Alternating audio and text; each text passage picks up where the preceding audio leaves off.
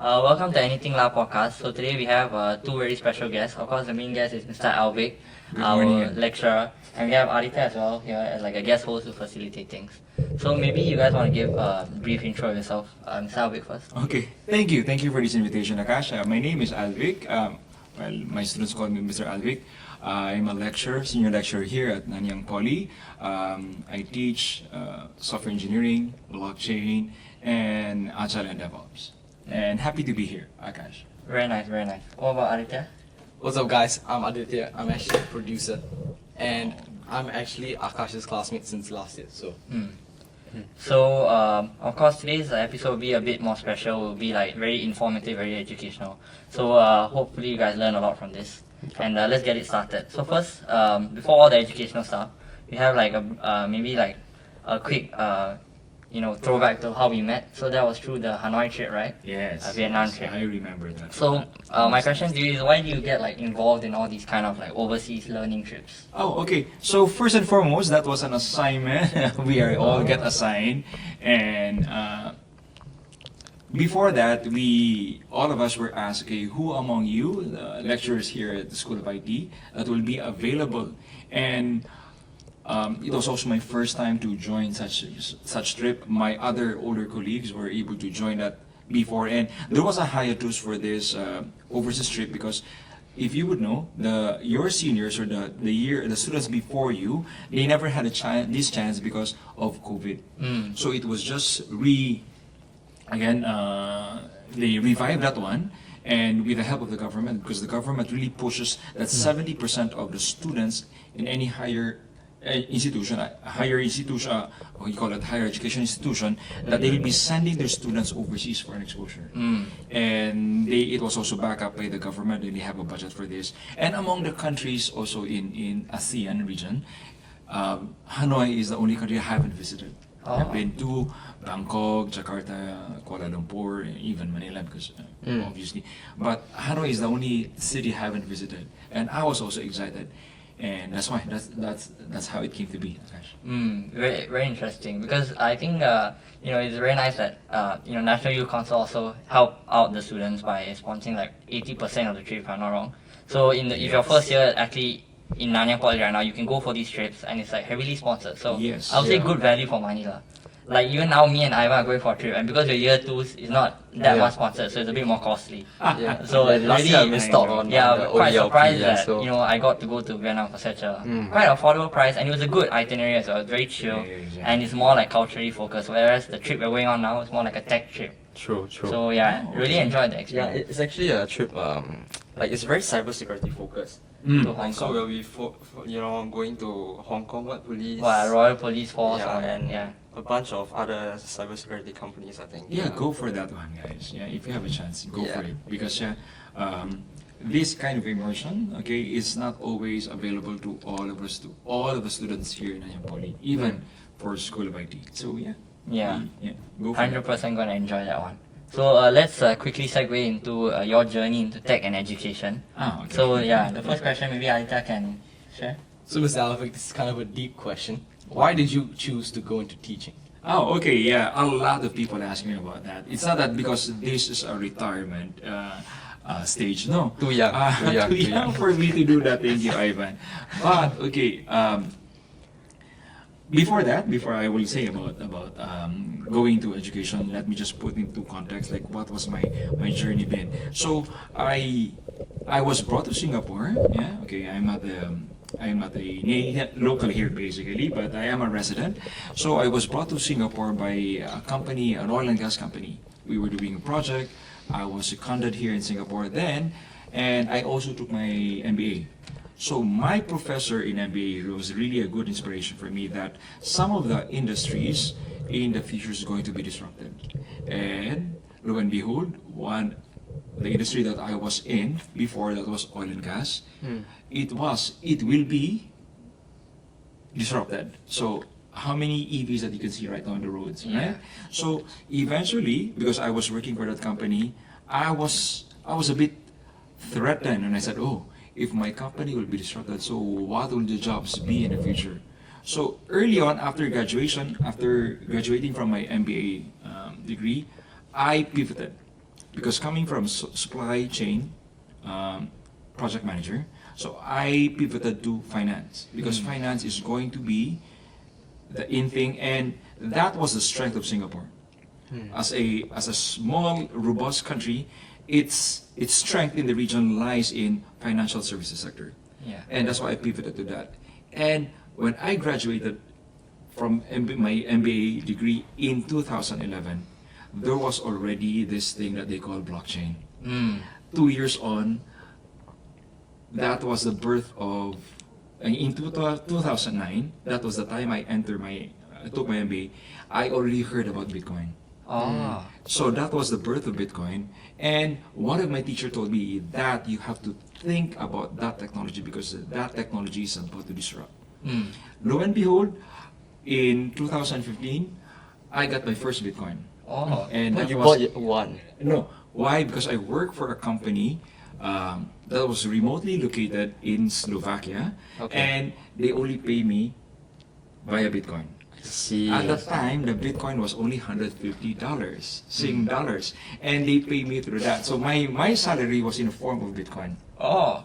And at that time, there was a lot of controversy about that cryptocurrency. Yeah, yeah. That I think one event about Mt. Gox, then the value of that Bitcoin just fell from 200 to 150, then 125. It was so volatile that whenever I received my Bitcoin, I have to exchange that with fiat currency, Singapore Yeah. dollars.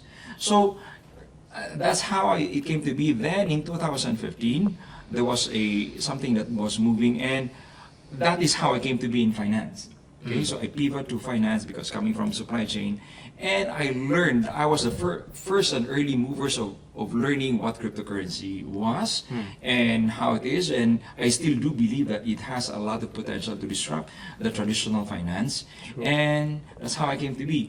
But as volatile as blockchain and cryptocurrency, I also lost a lot of money because when I was trading, then because of its volatility, I lost a lot of money. Then I went to 3 cryptocurrencies, blockchain companies, and because they were a startup, Yeah. it was not very stable, and I learned a lot from how to manage this, how to create this one in the blockchain space. Then I decided, okay, now I will teach some people not to lose so much money when they venture into blockchain or cryptocurrency, and that's how I came to be. Because there was an opening for a role here to teach blockchain and DLT. Then I saw that on LinkedIn, then I applied for it. Then that's how I came to be here. And what year did you join NYP? 2022. That I was see, still okay. during the pandemic. Yeah. For everyone. So at that time, most of the company went belly up. They closed down, they went bankrupt, and a lot of jobs was lost. Okay, were lost. A lot of jobs were lost, and that includes mine. So I said, okay, enough of this volatility, enough of this uncertainty. I will go. I will learn as much as I can in terms in the area of fintech domain. Then this is my time to reach out and basically teach other people how not to lose money, how not to venture into this, and I will turn my, as what they call, I will turn my ashes into something of a learning, or they call it, I will turn my rubbish into something of an asset to other people. Okay. Because as what they say, a garbage is somebody else input Treasure. for treasure, or they call it somebody else trash, maybe somebody else Gold. raw material. Yeah.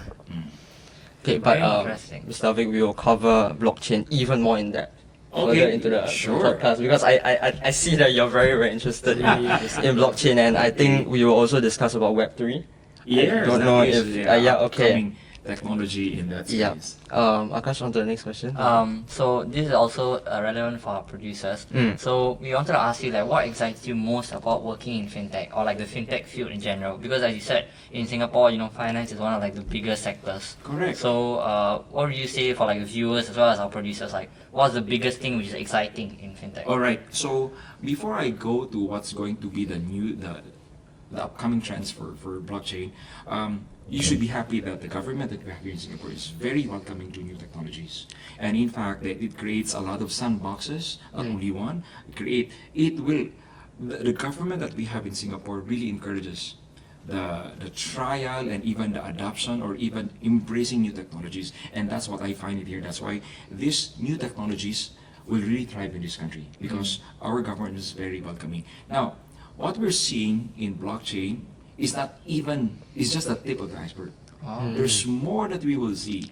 Okay, cryptocurrency is within the umbrella of blockchain. It is one of a distributed ledger technology, and there are several more. So please don't mistake blockchain or cryptocurrency. Bitcoin is blockchain. There is more to offer in this space other than cryptocurrency or a store of value. So case in point, there's a lot of things because blockchain is transparent and its immutability, so allows you a very a space where no one can change its immutability and even distributed, meaning nobody has a control of what the thing is, be it a value of money or be it a smart contract or be it like a data. So meaning we will be seeing more and more of application of this technology henceforth, from this day forward. So what I can see is that MAS is very, very excited to know to apply some of this technology, meaning, and even our SGX. I don't know if you've heard about the tokenization. Yes. So owning an asset right now will be democratized. That meaning not only for like buying an asset or even trading or buying a thing is no longer as restricted as it was before. It's not only for the rich man's playground, but it can be, you can buy it. So when you say tokenize, meaning you can buy a fraction of asset. Previously, when you are interested to buy a stock in XGX, you need around 50,000 and you need a voluminous like items to go through for KYC. But with the tokenization of this, you can just buy a fraction, meaning you can invest your $100s, $1,000 to own a stock. Yeah. And not only that, you know what, Tesla is going to also go this direction, meaning right now to own a Tesla stock you need hundreds of thousands of dollars, but you can buy a fraction of that, even 0.01%. So, and you can do it anywhere in the world. You don't have to go to NASDAQ.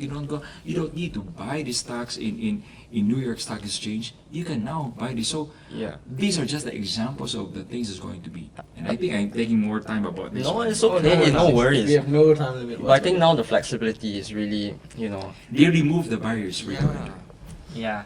So basically what you're saying is the fintech field is like really evolving right now. So other than just blockchain, is there like any other technology that's like really exciting you that you think like is a good job field for you to go in? Mr. Alvic, about that, you said Singapore was very flexible with the new technologies, right?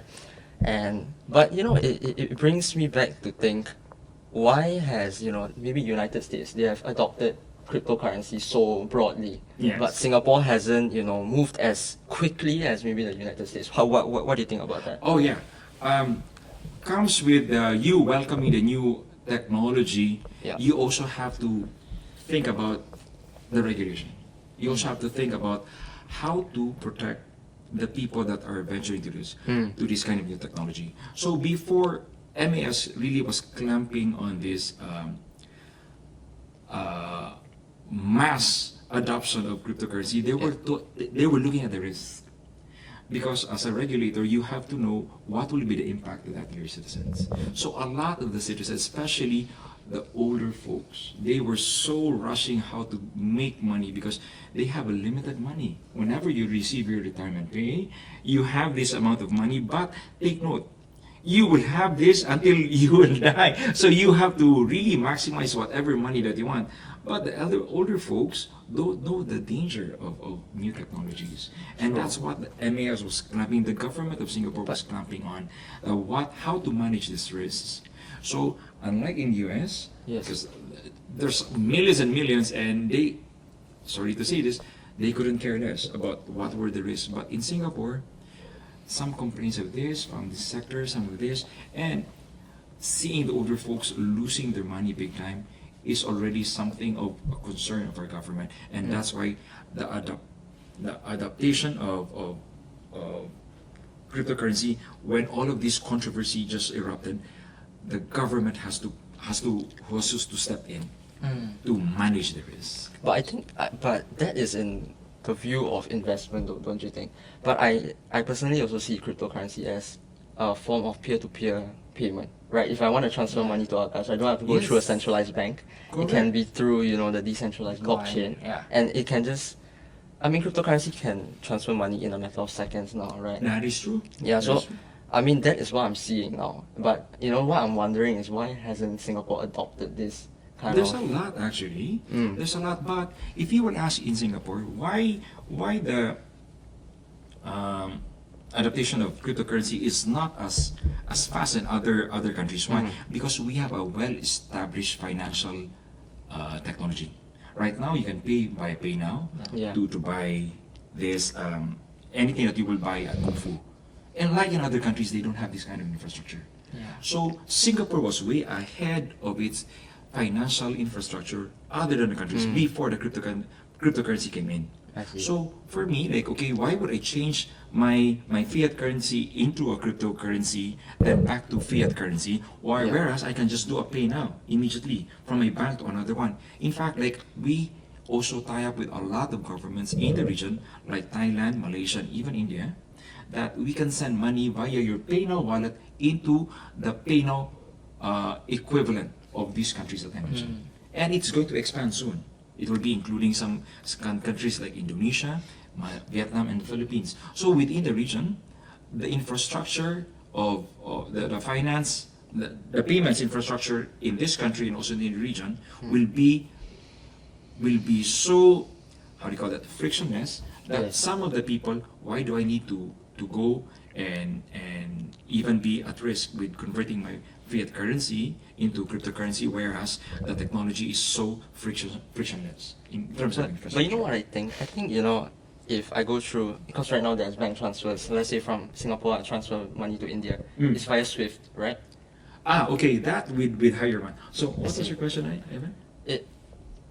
What I'm thinking is, when you transfer, from currency to another currency, there's fees, Correct. right? Mm. But with cryptocurrency, there isn't fees, because you can just convert, let's say you have 0.1 Bitcoin, you want to send it to India, it can just be transferred like that.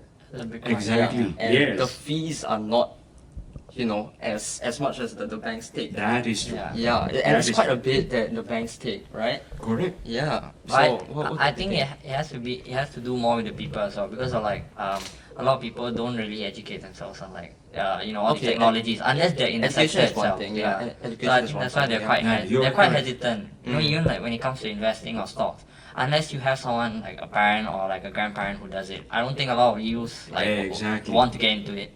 They So- prefer to save their money the traditional way. Yeah, this is where the education part really comes in place. So I agree with what you say. In retail payments, not so much with the cost, because sometimes the banks will just be very competitive in offering you, instead of you having these transfer remittance fees, they would just build into the exchange rate. And that's what DBS is doing. But in cryptocurrency, if you're going to exchange that, the only thing with cryptocurrency is that you need to exchange, you need to convert your fiat currency into cryptocurrency and send that to somebody else's wallet and convert. So there's a lot of steps, there's a lot of handovers. Unlike for this traditional retail that I pay via PayNow, it would just go to another PayNow equivalent in other countries. By the way, India is already into the PayNow. Very How do you call that? Consortium. Yeah. So I can convert, and I can even send my money, my Singapore dollar, into a mobile phone number or wallet in India. And also it happens also in Thailand and even Malaysia. So this kind of frictionless, this is what decentralized finance is moving into. I see. And it will be more pronounced if you are dealing and transacting in huge amount of money, like millions and thousands of dollars. And this is where that cryptocurrency plays a very important role, because no matter how huge the amount that you transfer, it will just have a fixed rate. But in Swift, it is based on the amount that you Yeah. pay. That's why there's a huge business case, use case, that people be moving into the non-traditional finance, and in the same way, that's what you call about crypto, right? So not so much about the Bitcoin, all of this, but the stable coins is going to be the more popular True. coins in the future. Yeah. Okay, with that, we can move on maybe to another sector of tech, which is AI. Yes. So, Ajay, maybe you can lead with this, and you can share your thoughts as well, 100%. So, Mr. Alvic, what are your thoughts on how AI is shaping the future of work and education? Okay. Thank you for asking me that, Aditya. So, in fintech, I think this was asked a while ago, but I was not able to dwell so much on that. In fintech, there will be a convergence of four technologies. So, fintech is not only involved about money, so there are the ABCDs in fintech. The A is about artificial intelligence. The B is about, I mentioned about blockchain. Yeah. C is about cloud computing, and D is about data. All of these technologies will going to converge and will shape the landscape of fintech. And you asked me the question about AI. Yes, AI will play a very important role of how to shape the financial landscape in the future. Meaning, you were asking me about how it will change the fintech and Yeah. education space, right? Gone are the days that in the future, in the very, very near future, a lot of our mobile app will be driven by AI. It will go through a lot of your transactions, of your withdrawal, your likes. It will get, so remember the data. AI will just basically be scraping the data out of your spending habits, about your saving habits, and it will provide a recommender. So if you will see, even the hackathons right now, a lot of these problem statement you're working on It's has about an AI. AI on it, Yep. because they see that AI is going to be more, how do you call this, more prevalent in the future. In all the apps you're doing, it will be more prevalent. Even your laptops right now, guys, when you use Yes. Microsoft, there's a Copilot. When you go to Google, there's always AI. There's always AI component. Because even in the jobs, right now, I have to tell you, students, the jobs that you eventually will land in the future is not yet even defined. Because for me, when I graduated from a uni, the job that I eventually landed is not even, it doesn't exist yet. So a lot of things will happen. So you will see that in the future, the job description, the job openings in the future will always have an AI role in it. So it will be very prevalent, everything that we do in the future. And this is where the excitement gets more, the things are getting more excited, is that the people who will not adopt AI, even in work, will replace those who will. So again, let me repeat. So the people, even in jobs, the people will be, those people who is not willing to adopt AI will be replaced with those that knows AI. Don't be afraid that the Terminator days are here. No, it will still be a long, long time. Yeah, Arnold Schwarzenegger is not going to destroy the world. But moving from there to where we are right now, there's a lot of adopters and people who's going to use and leverage this technology for their advantage. True. To kind of bank on that, Mr. Alvic, because we're all in the technology space, right? We're all aspiring students and everything. What would you say, how would you guide someone, a student, into integrating AI into their workflow so that they won't be replaced in the future? Okay, all right, again, I don't quote me for this one. We never discourage you from using AI. Even your assignments, even in your projects, just make sure that you do make a reference. Because during our time, Google was also there. Internet was also there. Yeah. Even before the internet age, there's always the encyclopedia. And a lot of our assignments was copied from that. Okay? So right now, it's just a change in format, and change in channel. So, but what you have right now is basically an access to immense, huge amount of knowledge. Unlike us before, whatever the encyclopedia will provide us, that's only it. And when the internet came, we would just go to Google, and there's even a term, why won't you Google it?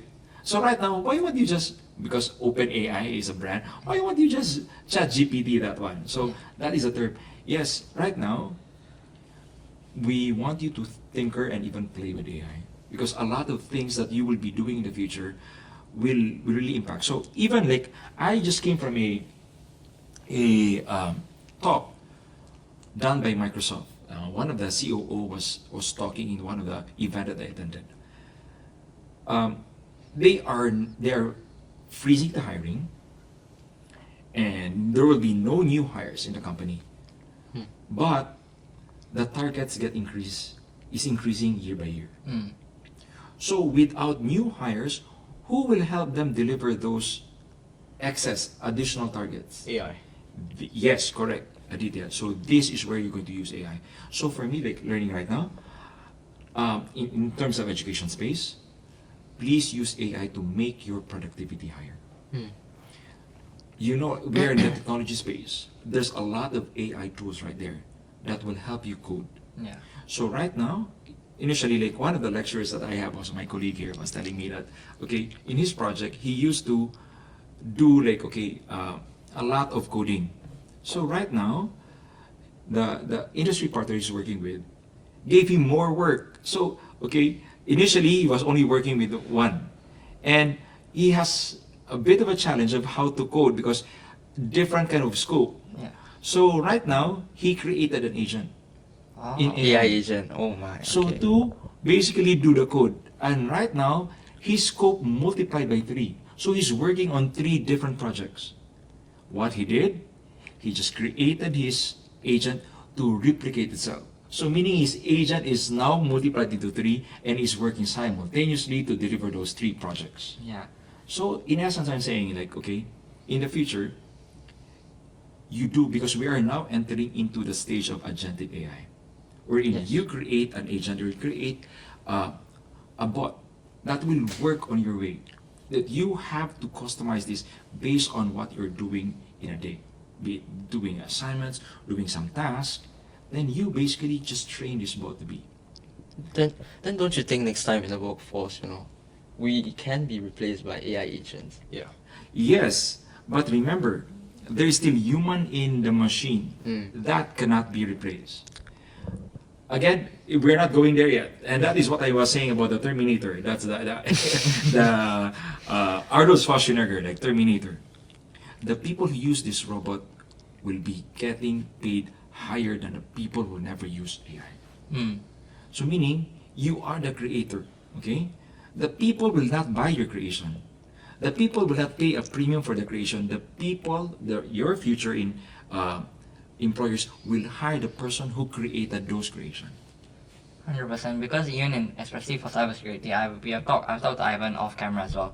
I think it's very hard to replace cybersecurity individuals because it's about like security, right? Correct. So you cannot just leave it to the AI itself. You have to have a human in the loop to monitor what the AI is Human in doing. the loop, yes. So even if you're using AI, and 100% I think in my job I will be, to set up like firewalls, for example. I cannot just simply let it set up and then I never check the settings. I never monitor the firewall. That's like very irresponsible. Correct. So rather than having to do the manual work, my job will be more to like monitor the AI and the firewall itself. So yeah, and I agree with you on the fact that it's more about like understanding and productivity rather than Yes. replacing your brain with AI. That is true. Because if you That do is what's going to happen. If you do your assignment fully, you can do like a website with AI 100% and submit it. But then if you don't understand later in the future when you're working, you have a responsibility for your work, right? That's and right. then if you 100% do your assignments, whatever task they give you in work with AI, and then later on something's wrong, then you have to account for it. Then if you Exactly. don't understand what's the error, then you cannot fix it. That's so right. I think that's the key point which everyone should remember here, rather than getting like panicky or AI replacing them. If I may add to that one, Akash, remember there's a danger in AI right now about hallucinations and biases.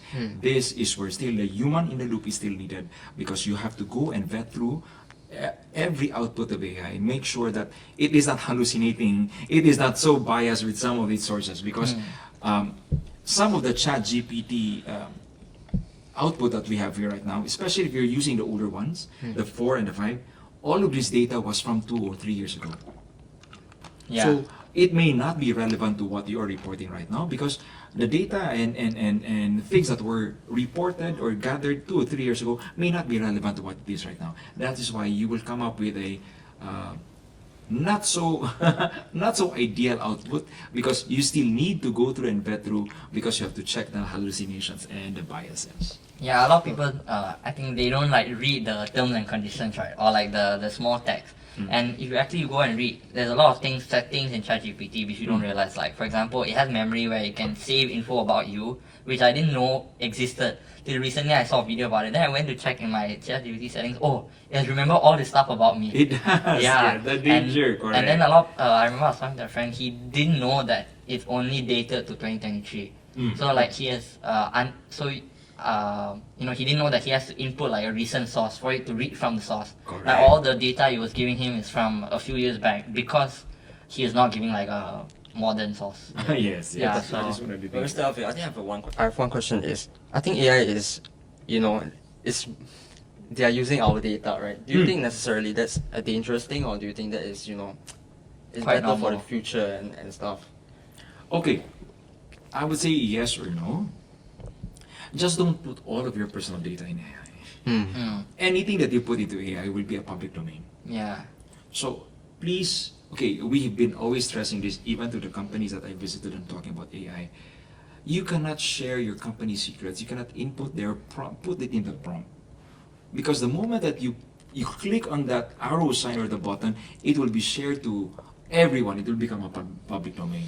So there was even like, okay, they used this in one of the cases in litigation in the US court, where they put all of the court cases there. Yeah. Then eventually, okay, and it was found out by the client that why are my personal data? Remember that you are creating a litigation case, but a lot of those things, because it was a civil case, it was criminal case, a lot of information, personal information was shared. So it's all confidential, what's all Yes, so that's why even the countries right now, they're scrambling to come up with a regulations of how to really protect the data. Yeah. And even our IC, your respective IC, please do not share that in AI. The moment you do, it will be a public domain, and who knows? I mean, for every opportunity, there will always be somebody who will use it and abuse it. And I was talking about some people who will also have a business minded. They will use this, abuse this, and turn this into some of a underground economy business.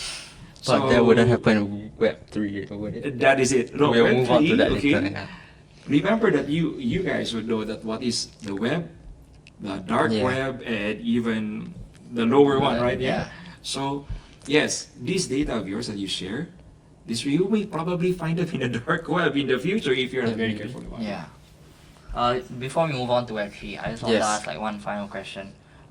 Regarding the regulations, right? Do you think it's better for like countries like ours to like establish it ourselves, or is it better for like global cooperation where we have like a overarching like guidelines or regulations for AI as a whole?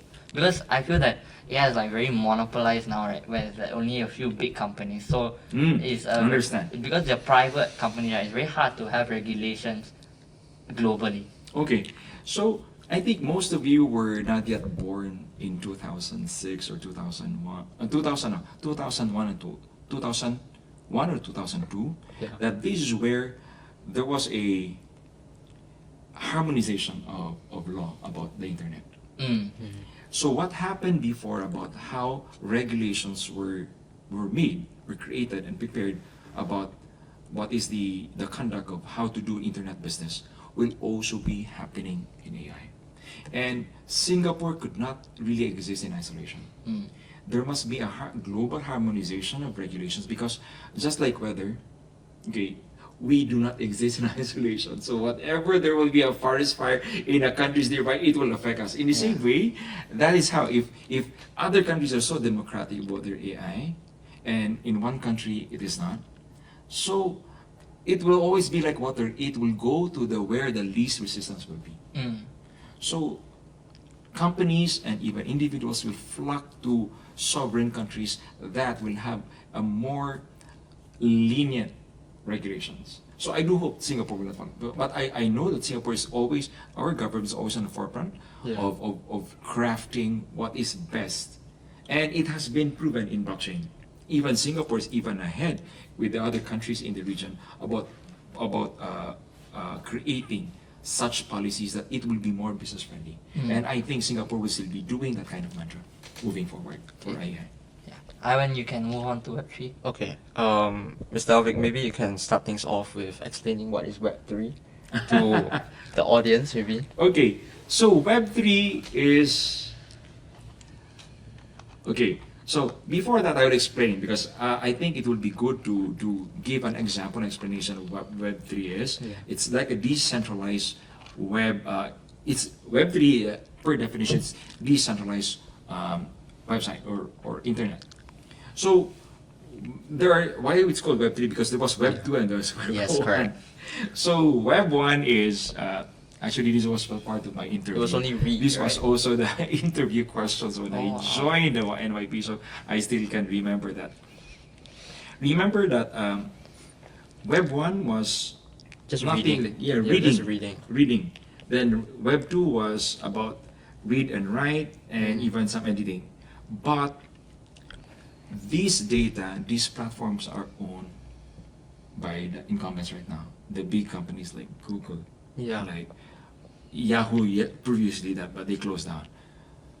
Facebook, they own all of these platforms. So whatever data that you provide them, they own it and they commercialize it. They basically earn so much money as we speak. Whenever you go, every clicks that you do on Google, every clicks that you do on Facebook and any other related and similar platform, you don't get to own it. Yeah. Yeah. But in Web3, you read, you write, you do an edit, and you get to own. Mm.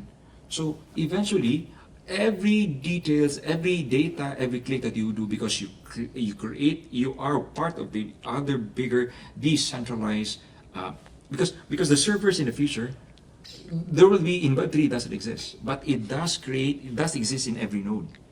Of you know, like that's why you call it blockchain, because every node is connected to everything. Yeah. Yeah. So here, the difference between Web2 and Web3 is that it's a democratic Yes. ownership of the platform, wherein you will also get a chance to get paid for every use and data you input into the internet. What do you think will be the real world use case of Web3? Maybe in Singapore, because I think in the United States there are some Web3 apps, No. and they have integrated, of course, cryptocurrency inside. So let's say they create things and then they get rewarded in tokens, right? Okay. Yeah. So what do you How think I are the will use see case? this, Yeah. that, okay, moving forward, you know very well that the controversy of TikTok, right? Where the US is clamping on it Yeah. because it has so much influence. Mm. For me, this is my gut feel. The first Web3 application will be in social media. Mm. Yes. Okay. So meaning, the people that will be doing their own TikTok, their own, like what you're guys doing here.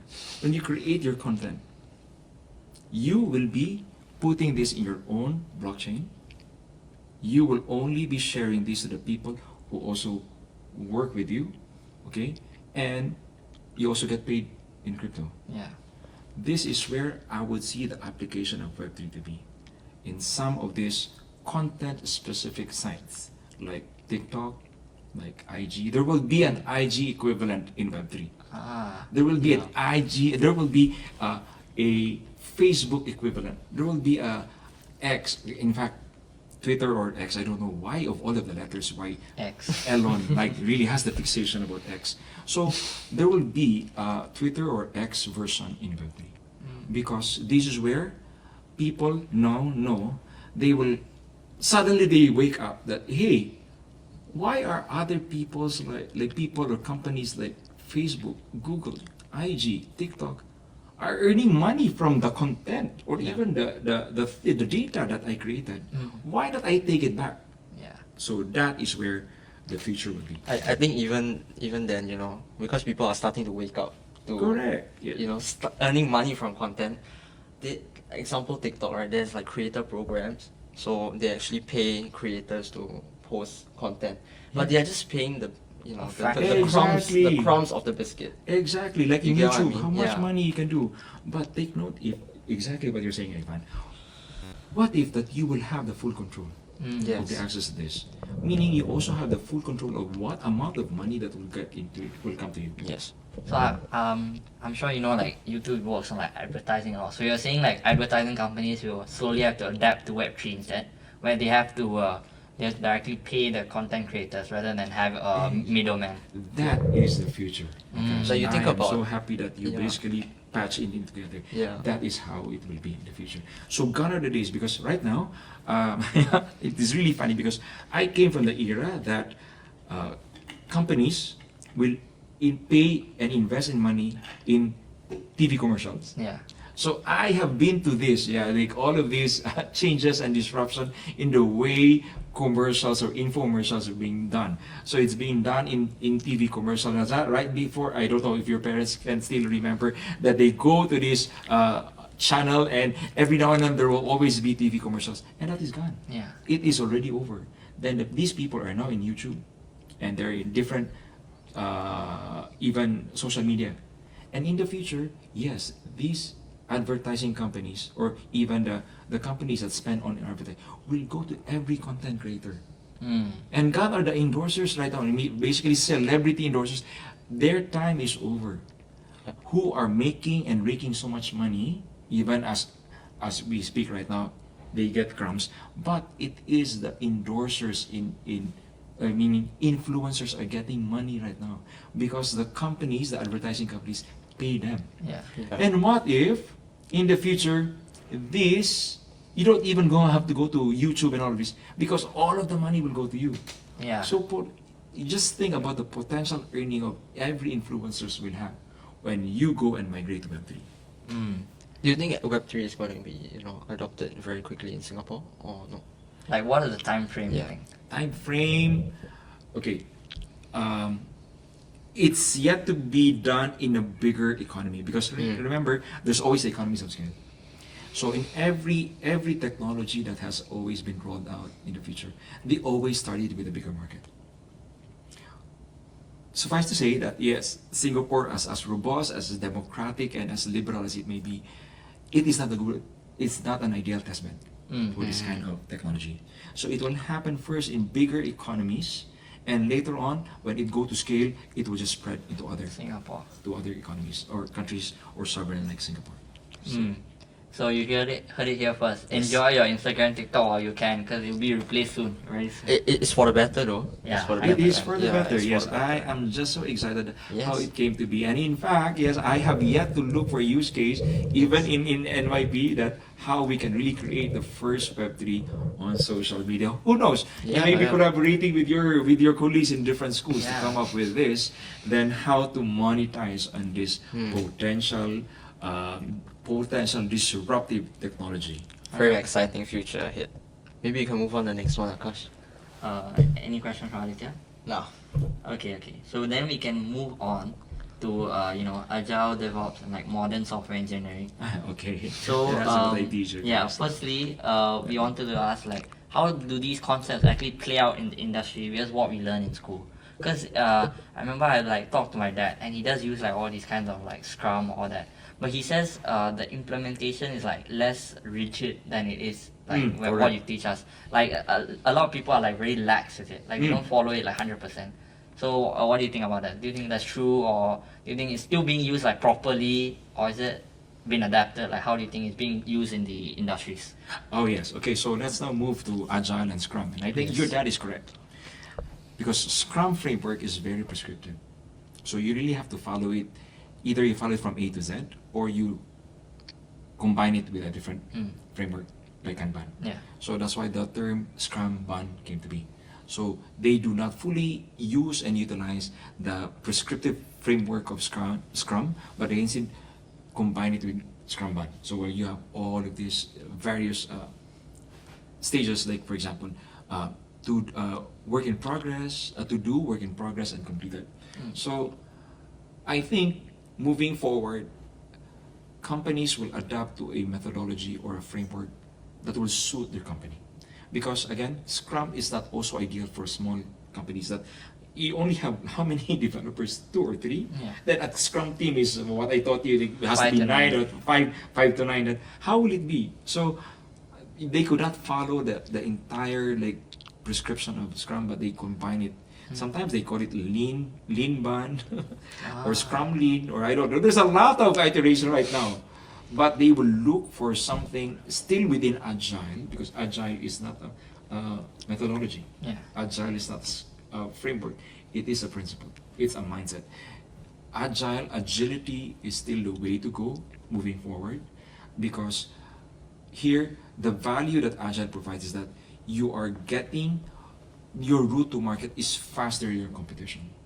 You iterate, so meaning you make experimentation. That's why we have this concept like the proof of concept, or the proof of work, or even the MVP. So before, the traditional project management works that you need to finish from the start phase 1 until the last phase. But here, just need to create a viable product, then you iterate from that. And if you check, I noticed that you're also a iPhone user. How Yes. many versions of your iOS is there already? So many, right? Yeah. Because Probably 18 or 19. 18 or 19, because Apple was using the Agile framework, that they iterate as they move along. They don't need to finish the entire product in one go, but they experiment first, and that is where Agile mindset comes to be. Then I think we are just now in our topic about DevOps. I want you really to pay attention to that, guys, because DevOps is the way to go. And DevOps is still under the Agile umbrella, meaning you are basically collaborating not only the developers but also the people who will operate the product you develop and maintain, and so that you will get the feedback as soon as possible, immediately from the users that you targeted. Yeah. The moment you will hear from them, then your operations people will get to relay what is wrong with the existing product. Then your turnaround is faster. And in the way things go in the future, the more nimble the company will be, the more flexible they will be the winners. Yeah. So one last question about like Agile and all, then we'll go into a quick fire round, and then we'll end it off. And then so I wanted to ask, right, with all these new technologies coming out, blockchain, AI, all that, do you think that Agile and DevOps will like evolve, or do you think it'll just be the same concept it is, but you just include AI inside it? Yes, you're right. Meaning, it will adapt, because Agile is a mindset. It's technology agnostic. So it is neutral. So meaning, whatever technology you use, the mindset of how you would, your mindset about being agile, being flexible is always there. It will just adapt to whatever technology. So right now, AI is just a tool. Yeah. It is not a framework, it's not even a mindset.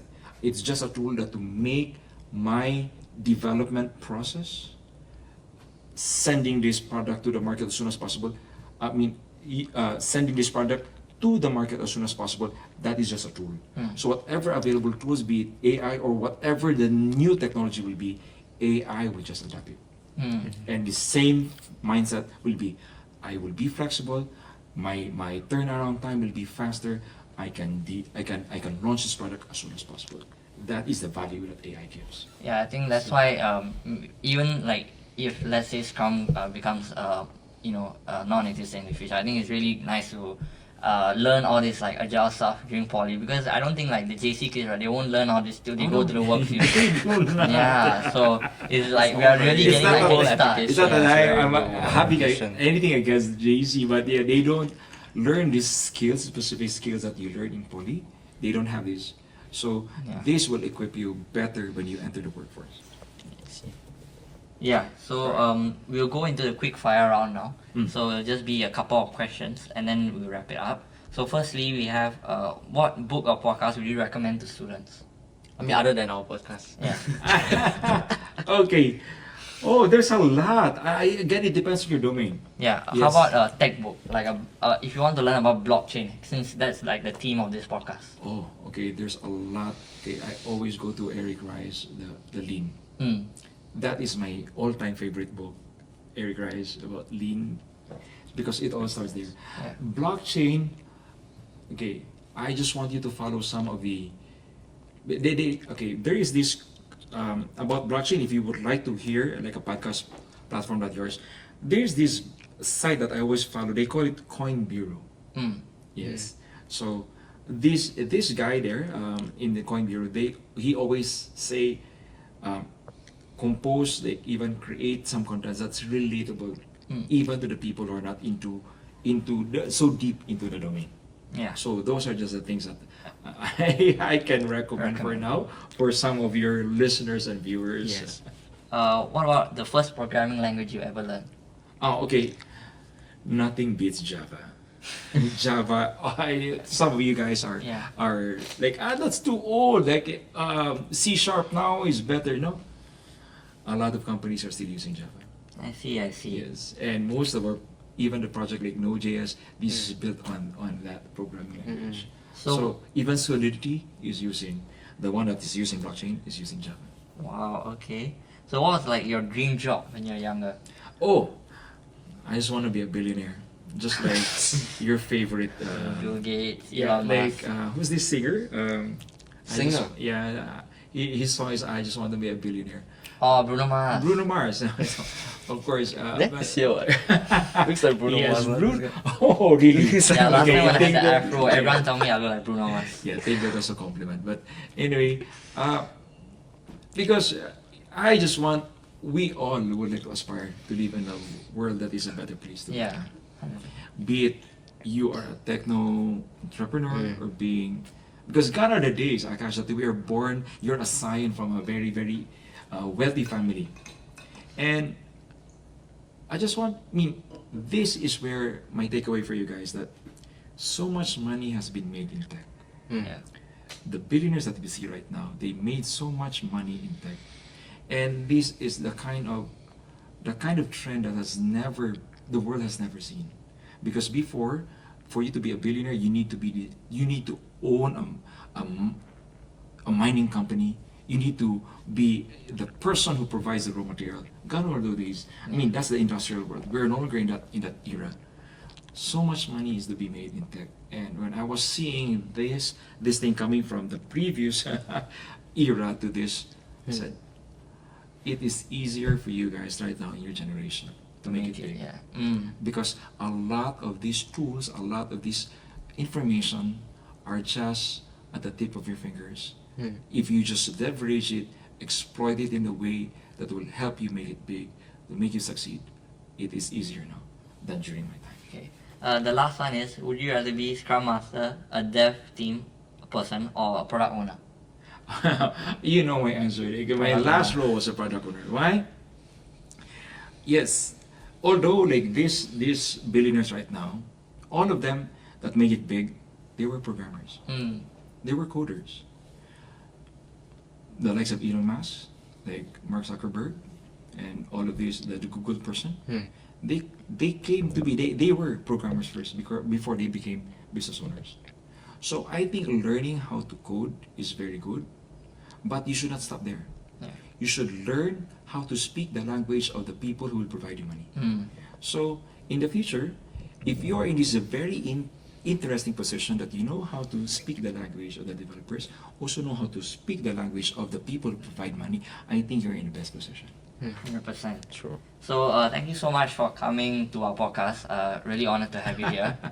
You are both our teachers, so we have like really seen you like in a teacher capacity. So it's really nice to sit down and talk to you, and Thank you, pick your brain more on blockchain and stuff. Because I know you're like very passionate about that, and you have a lot of knowledge.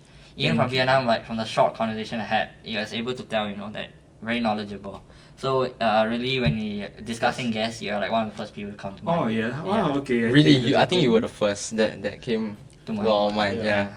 Wow, okay. I'm yeah. so honored to hear that, guys. Yeah. So I do hope that I will also inspired with even a limited thing. And you know what? This is so like spontaneous. I was just reading to your guide, and I was not even expecting the question you're going to throw at me. Yeah. And it was good that I at least had answered some, but there's only one thing. Like I have been a beneficiary of a person who spent time with me I also got inspired by some of my professors before when I was studying, and I do hope so that I can also do the same way to you guys.